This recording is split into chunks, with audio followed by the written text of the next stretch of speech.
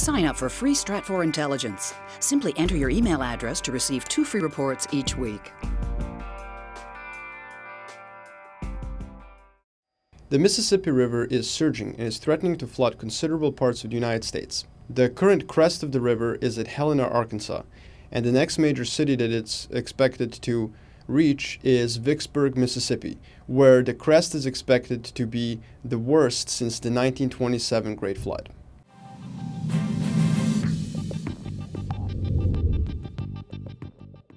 The U.S. Corps of Army Engineers has stated that all the levees are working properly. However, the danger is that the flood will be so great that it will overwhelm both the flood control systems and the levees and force Mississippi to actually change its course. Currently, 70% of the flow reaches the Gulf of Mexico via New Orleans, via what is currently called the Mississippi. However, 30% goes down the Atchafalaya River.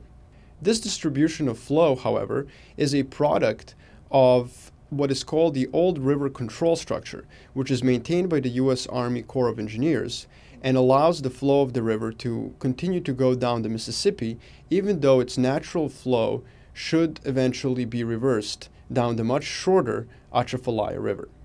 If the bulk of the flow was to change and go down the Atchafalaya to the Gulf of Mexico, the problem would be that all the energy and transportation infrastructure already built in New Orleans would become, to an extent, useless, at least for a short period of time, while the U.S. Army Corps of Engineers attempted to essentially dredge a canal down the Mississippi and restore some element of its former flow that would be sufficient to continue shipping goods down to New Orleans. Throughout America's history, New Orleans has really been the access to the heartland, the core, if you will, of the United States of America. The colonization of the Midwest is really what allowed America to become a great agricultural power and also eventually an industrial power. This is why the battle for New Orleans in January of 1815 was actually one of the most key moments of American history. To this day, New Orleans remains a critical piece of infrastructure in the United States. The port of South Louisiana is the largest port in the U.S. by tonnage. And New Orleans retains its role in transportation of not just energy, but also petrochemicals, fertilizers, and agricultural products. There's no way to forecast whether or not the Mississippi River will ultimately change its flow into the Gulf of Mexico. And the U.S. Army Corps of Engineers does still have options. It can, for example, open the Morganza control structure, preventing the flooding of New Orleans.